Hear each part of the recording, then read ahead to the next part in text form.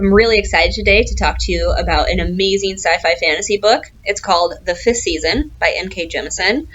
This book is fantastic, and it's the first one in a trilogy. N.K. Jemisin is the first Black female author to win the Hugo Award, which is for fantasy sci-fi books, and she's actually the only person to win it 3 years in a row, each for each book in this trilogy. So they're all amazing.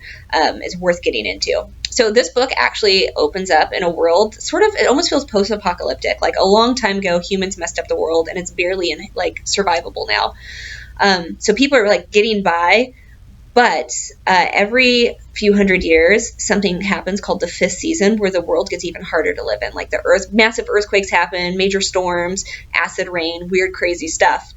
And there's a group of very specific people in this world called Origines, and they have this power to actually control the vibrations of the earth. So they could calm earthquakes, they could cause earthquakes. Instead of being revered for their power, they're actually enslaved. And the book opens with the end of the world. So it's already a bad place to begin, and one of the Origines is deciding that enough is enough, and decides that they're ending the entire thing. So we begin at the ending. So here's a sample of what the book sounds like. Let's start with the end of the world, why don't we? Get it over with and move on to more interesting things. First, a personal ending. There's a thing she will think over and over in the days to come, as she imagines how her son died, and tries to make sense of something so innately senseless.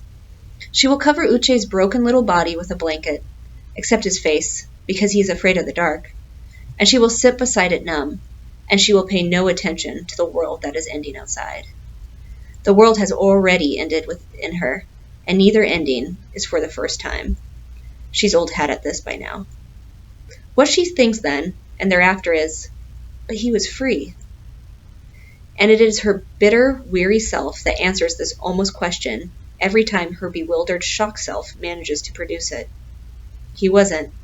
Not really. But now he will be. So it's a little bit of a dark fantasy book, sci-fi book, but I think it's really worth it. Give it a shot. You won't be disappointed.